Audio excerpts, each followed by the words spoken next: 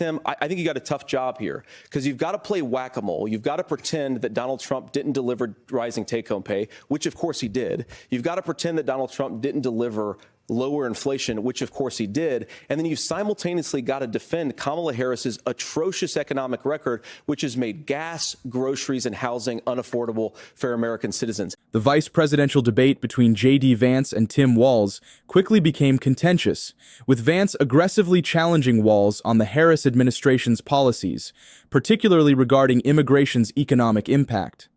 Vance stated, 25 million illegal aliens competing with Americans for scarce homes is one of the most significant drivers of home prices in the country. It's why we have massive increases in home prices that have happened right alongside massive increases in illegal alien populations under Kamala Harris's leadership. Now, Tim just mentioned a bunch of ideas.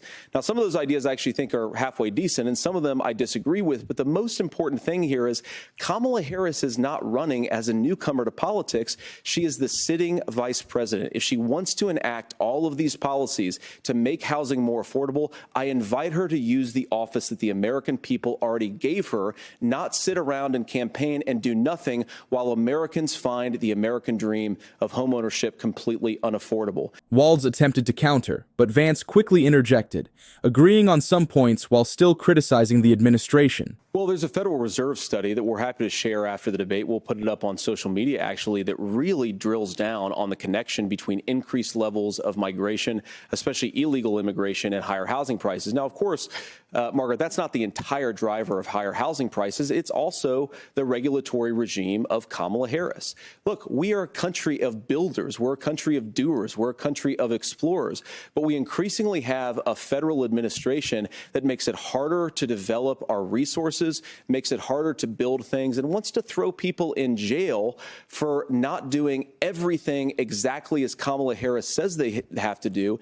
The debate then shifted to climate change and energy policies, where Vance accused the Harris administration of hypocrisy. If they really believe that climate change is serious, what they would be doing is more manufacturing and more energy production in the United States of America, and that's not what they're doing. So clearly, Kamala Harris herself doesn't believe her own rhetoric on this. If she did, she would actually agree with Donald Trump's energy policies. Now, something Governor Walz said I think is important to touch upon, because when we talk about clean energy, I think that's a slogan that often the Democrats will use here. And I'm talking, of course, about the Democratic leadership. And the real issue is that if you're spending hundreds of millions or even billions of dollars of American taxpayer money on solar panels that are made in China, number one, you're going to make the economy dirtier. We should be making more of those solar panels here in the United States of America. Some of them are, Tim, but a lot of them are being made overseas in China, especially the components that go into those solar panels. Walz attempted to interrupt, but Vance continued his criticism.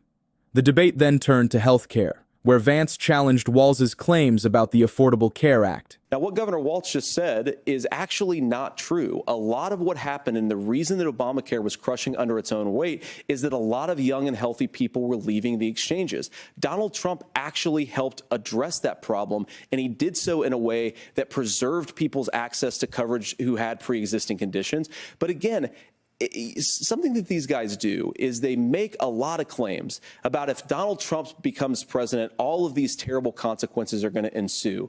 But in reality, Donald Trump was president. Inflation was low. Take-home pay was higher. And he saved the very program from a Democratic administration that was collapsing and would have collapsed absent his leadership. He did his job, which is govern in a bipartisan way and get results, not just complain about problems, but actually solve them. The debate took a contentious turn when discussing abortion rights. Vance challenged Walz on Minnesota's abortion law. Governor, I agree with you. Amber Thurman should still be alive, and there are a lot of people who should still be alive, and I certainly wish that she was. And maybe you're free to disagree with me on this and explain this to me, but as I read the Minnesota law that you signed into law, the statute that you signed into law, it says that a doctor who presides over an abortion where the baby survives, the doctor is under no obligation to provide life-saving care to a baby who survives a botched late-term abortion. That is, I think, whether you're pro-choice or pro-abortion, that is fundamentally barbaric. Walz attempted to respond, but Vance pressed him. I asked a specific question, Governor. You gave me a slogan as a response. It's not. The debate then shifted to freedom of speech, where the discussion about the First Amendment and the trope of yelling fire in a crowded theater became heated. You can't yell fire in a crowded theater. That's the test. That's the Supreme Court test. Tim, fire in a crowded theater. You guys wanted to kick people off of Facebook for saying that toddlers shouldn't wear masks. Senator, the governor does have the floor. Fire in a crowded theater. That is criticizing the policies of the government, which is the right of every American.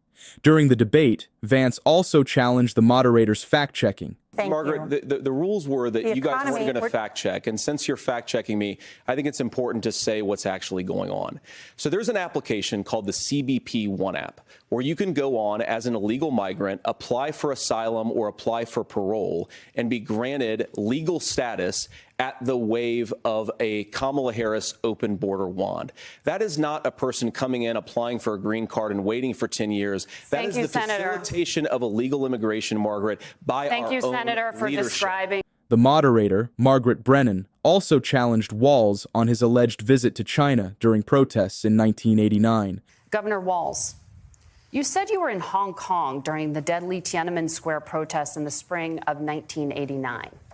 But Minnesota Public Radio and other media outlets are reporting that you actually didn't travel to Asia until August of that year. Can you explain that discrepancy? Walz struggled to provide a clear answer. Yeah, well, and to the folks out there who didn't get at the top of this, look, I grew up in small rural Nebraska, town of 400, town that you rode your bike with your buddies till the streetlights come on, and I'm proud of that service. I joined the National Guard at 17, worked on family farms, and then I used the GI Bill to become a teacher, passionate about it, a young teacher. My first year out, I got the opportunity in the summer of '89 to travel to China. 35 years ago, be able to do that. I came back home and then started a program to take young people there. When pressed further, Walz admitted, the discrepancy. All I said on this was I got there that summer and misspoke on this. So I will just, that's what I've said. So I was in Hong Kong and China during the democracy protests went in. And from that, I learned a lot of what needed to be in governance. As the debate neared its conclusion, Vance delivered a powerful closing statement that encapsulated his campaign's message. Now, I believe that we have the most beautiful country in the world. I meet people on the campaign trail who can't afford food, but have the grace and generosity to ask me how I'm doing and to tell me they're praying for my family. What that has taught me is that we have the greatest country, the most beautiful country, the most incredible people anywhere in the world. But they're not going to be able to achieve their full dreams with the broken leadership that we have in Washington. They're not going to be able to live their American dream if we do the same thing that we've been doing for the last 3.5 years. We need change. We need a new direction. We need a president who has already done this once before and did it well. Please vote for Donald Trump. And whether you vote for me or vote for Tim Walz, I just want to say I'm so proud to be doing this, and I'm rooting for you. God bless you, and good night. Throughout the debate, Senator Vance dominated the exchange, repeatedly challenging Governor Walz's defenses of the Harris administration and leaving him struggling to respond. Vance's forceful, fact-driven approach appeared to resonate strongly with viewers. As this crucial debate concludes, it's evident that Vance's focus on economic concerns, immigration, and energy policy may have significantly influenced undecided voters in his favor.